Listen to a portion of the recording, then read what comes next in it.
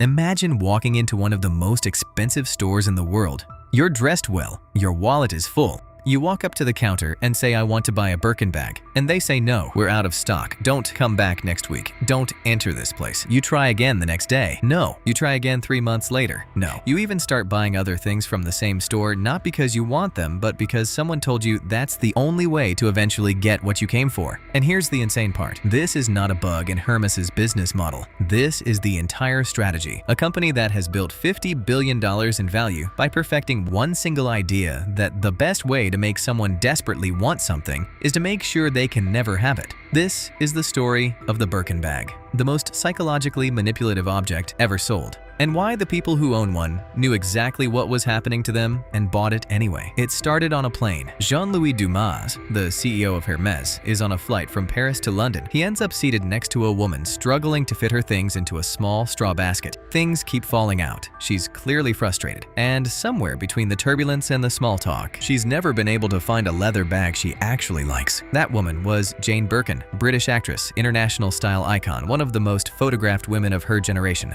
By the time the plane landed, Dumas had sketched out a design on an airsickness bag. That sketch became the Birkin. And what started as a conversation between two strangers on a 2-hour flight quietly became the most desired object in the history of fashion. Today, the entry price for a standard Birkin is around $10,000. The most expensive one ever sold at auction went for $450,000. That is more than a Rolls-Royce, more than a deposit on a Manhattan apartment for a bag made of leather and metal hardware. But the price is almost beside the point, because before you can even think about paying for a Birkin, you have to earn the right to buy one. Here is something most people don't know until they try it. You cannot walk into a Hermès store and buy a Birkin. There is no online waitlist. There is no phone number you can call. There is no form you can fill out. Officially, there is no system at all. What actually happens is this. Hermès sales associates internally track your spending history at the brand. Every scarf you buy, every pair of shoes, every piece of jewelry, every perfume. It all goes into your profile. Once you have proven your dedication to the brand over months or sometimes years, an associate might quietly approach you.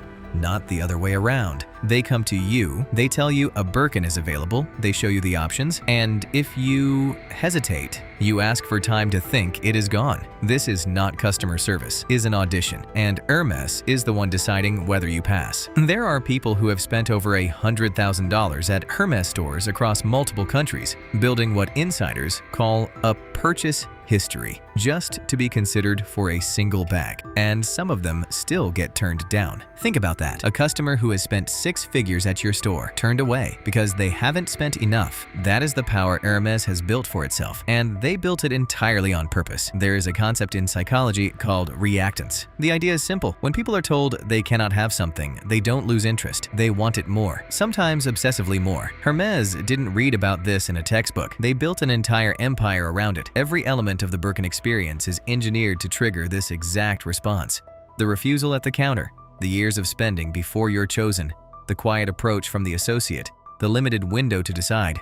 All of it is designed to make the bag feel less like a product and more like an achievement. And it works in a way that almost no other luxury brand has been able to replicate. A Birkin bought in 2001 for $6,000 is worth over $30,000 today. That is a 400% return. In the same period, the S&P 500 returned around 300%. One of the most stable financial markets in human history, beaten by a handbag. Not because the bag is made of better materials than other bags, not because it is more functional, but because Hermès has protected its scarcity so aggressively for so long that the resale market treats it like a commodity, like gold, like real estate. People are not buying Birkins to carry them. They are buying them to own them, to hold value, to pass them down. And Hermès understood this decades before anyone else did. Now, here is where it gets darker. Every business produces excess inventory. It happens. Demand shifts. Seasons change. Products sit in warehouses unsold, and most companies solve this the obvious way. Markdowns, outlet stores, end-of-season sales. Hermès does something different. Unsold Hermès. Products are destroyed, incinerated, shredded, gone. No discount, no donation, no secondary channel, just destroyed. To most people, this sounds insane. You made the product, you paid for the materials, the craftsman, the time, and now you're burning it? But Hermès is not burning a product, they are protecting a perception. Because the moment a Birkin appears on a discount rack, even once, in one store, in one country, It is no longer a Birkin, it is just an expensive bag. And the entire psychology collapses. Hermès would rather lose the revenue than lose what the bag represents, because what the bag represents is worth infinitely more than any single sale. This is not waste. This is the most calculated brand decision in luxury history. In 2024, 2 customers in California sued Hermès. Hermès is being sued in California for coercing their customers into building a purchase history before they can have any access to their very famous Birkin bags. The case was filed by 2 Hermès customers in California.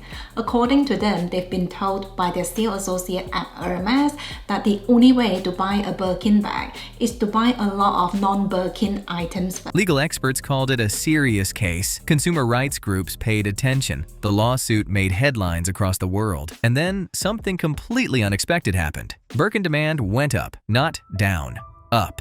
Because the lawsuit reminded millions of people, many of whom had never thought about a Birkin before, that you cannot simply buy one. That there is a process, that you have to earn it, that not everyone gets one. A legal case designed to expose Hermès manipulation became the most effective advertisement they never paid for.